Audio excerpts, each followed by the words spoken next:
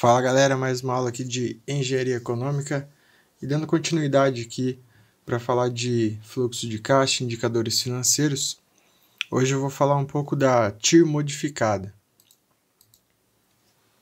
A gente já viu em outras aulas, né, que o cálculo da TIR ele vai encontrar algum problema quando existem mudanças de sinais durante o fluxo de caixa, ou seja, se ele começa negativo, depois muda para positivo, mas daí em seguida ele fica negativo e fica positivo, fica negativo e positivo, porque se a gente for fazer na mão esse cálculo, a gente vai achar mais de duas taxas, né? E aí a gente não vai ter o cálculo correto, né? Por isso que tem aquela aula ali falando da TIR modificada.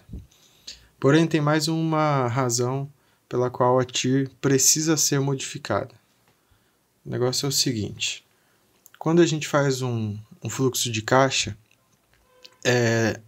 e faz o VPL, né, dado uma certa taxa mínima de atratividade, a gente está supondo ao mesmo tempo que todo o lucro que é revertido na empresa, ou seja, todo o ganho que a gente teve nesses fluxos de caixa, eles são reinvestidos a uma taxa que é igual à TIR da empresa.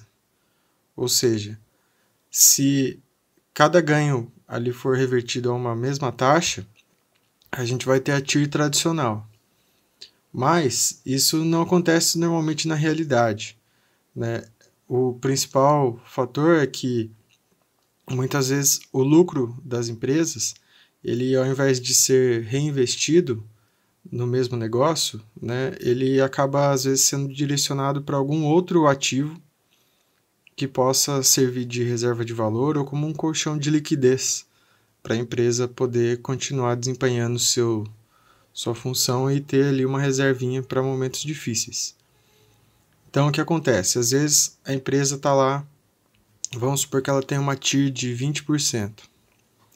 E aí no primeiro ano ela gastou, no ano zero ela gastou 100 mil, e vou usar o exemplo aqui, ó, no primeiro ano ela, para abrir, né, o negócio, ela gastou 140 mil, e depois no primeiro ano, o total de receita já deu 80 mil. Então a gente pode ver que ainda o payback não foi atingido, né? Mas quando a gente desconta esse valor a valor presente, né, a gente vai assumir que os próximos descontos eles vão ter a mesma taxa de lucratividade da empresa, ou seja, que esses lucros serão reinvestidos no próprio negócio e que isso vai trazer um retorno maior. Quando que normalmente esses fluxos são reinvestidos a uma taxa que é, por exemplo, uma TMA. Ou seja, o lucro da empresa, às vezes ela não consegue absorver mais investimento num curto espaço de tempo. Então veja que, por exemplo, abriu um restaurante e eu investi bastante lá no restaurante, 140 mil. E aí, nos próximos 3 anos, eu não consigo aumentar a minha estrutura porque a minha capacidade de produção já está no limite, né? Eu já não tenho mais onde pôr mesa, eu já não tenho mais onde aumentar a receita. Então, aquele lucro da empresa ele tem que ser reinvestido em uma outra coisa, que pode ser, por exemplo, a uma taxa mínima de atratividade. Então, quando a gente for fazer a conta de novo da TIR, a gente vai ver que se a TIR do negócio é maior do que a TMA, então a TIR modificada dessa vez, considerando que esses reinvestimentos vão ser a uma taxa igual à da TMA, que é menor do que a TIR, então o resultado final que a gente vai ter é uma TIR modificada menor do que a taxa inicialmente que a gente tinha. E que ela é uma taxa que reflete melhor a realidade desse negócio. Então, primeiro, para ilustrar bem essa ideia aqui, tá aí algumas das desvantagens da TIR ali listadas, né? E para calcular a MTIR, a gente vai, né, se for fazer na raça mesmo, né, na mão, a gente coloca ali as saídas a valor presente, depois calcula as entradas no valor futuro e depois faz o cálculo do reinvestimento, da diferença disso aí, né, para replicar ali a taxa de aplicação alternativa, ou seja, o quanto daquele lucro, se ele fosse investido a taxa mínima de atratividade e trouxermos ele ao valor presente, quanto isso daria. Mas no Excel é mais fácil, mais simples de entender. Então vamos partir desse exemplo aqui, que a gente tem aqui 5 anos, né? E aqui o fluxo de caixa zero indica que a empresa, antes de abrir, ela já gastou 140 mil para começar a funcionar. E aí a nossa taxa mínima de atratividade aqui está em 10%. Então, só para ilustrar aqui, se a gente fizer o fluxo de caixa dessa empresa, a gente vai ter algo parecido com isso aqui, né? Primeiro ano gastou aqui 140, no segundo ganhou 80, ganhou 50, perdeu 30, depois ganhou mais 50, né? Isso aqui é um exemplo hipotético.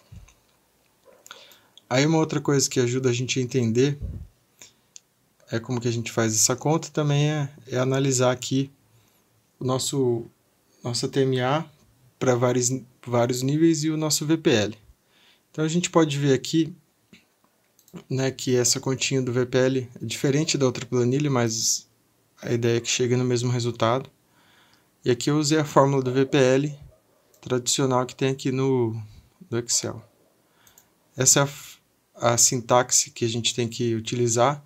Então a gente aqui na fórmula, a gente vai pegar, selecionar os fluxos de caixa a partir do primeiro período, né, igual VPL, coloca aqui a TMA, que no caso aqui seria de 0, né, porque eu vou fazer a tabela aqui. E depois eu seleciono aqui os fluxos de caixa e depois eu somo com o dispêndio do inicial, que no caso aqui vai dar menos 140. E aí eu pego e arrasto isso aqui para baixo e eu vou ter esses valores aqui. A TIR vai estar aonde? Quando o VPL é igual a 0, certo? Então, graficamente, né, a gente pode ver que a TIR está aqui perto dos 18%, né? Que é o que indica aqui o nosso gráfico. Então, essa aqui é a curva de rendimentos a cada uma das taxas mínimas de atratividade. A gente pode ver isso aqui como, por exemplo, uma influência da taxa Selic.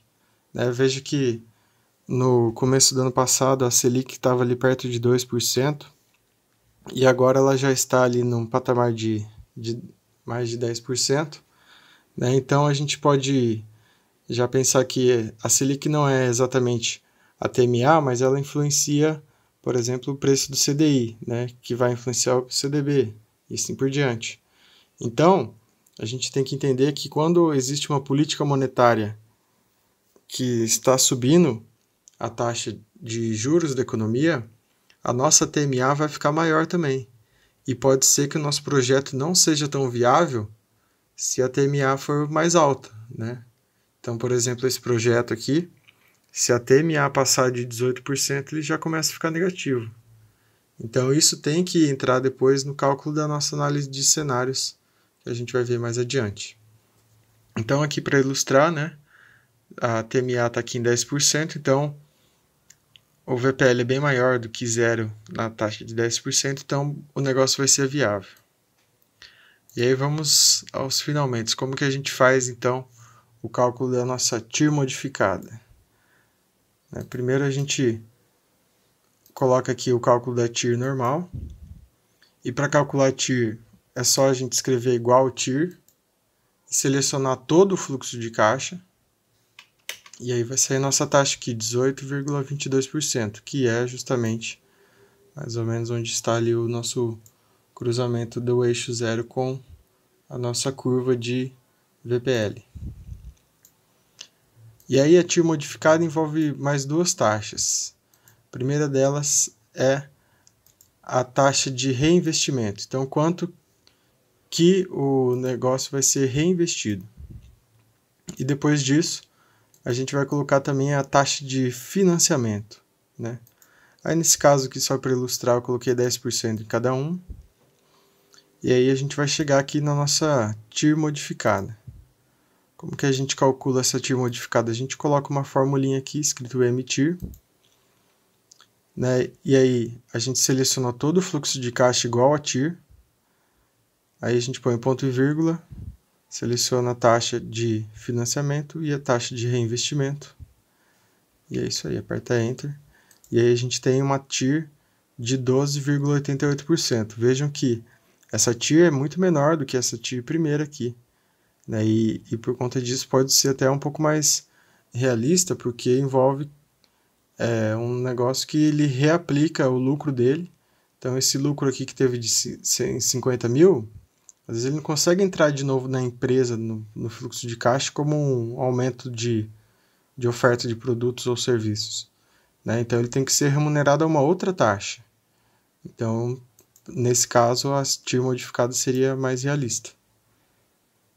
Beleza, galera? Espero que tenham entendido aí. Se tiver mais dúvidas, entre em contato e a gente continua na próxima aula. Valeu!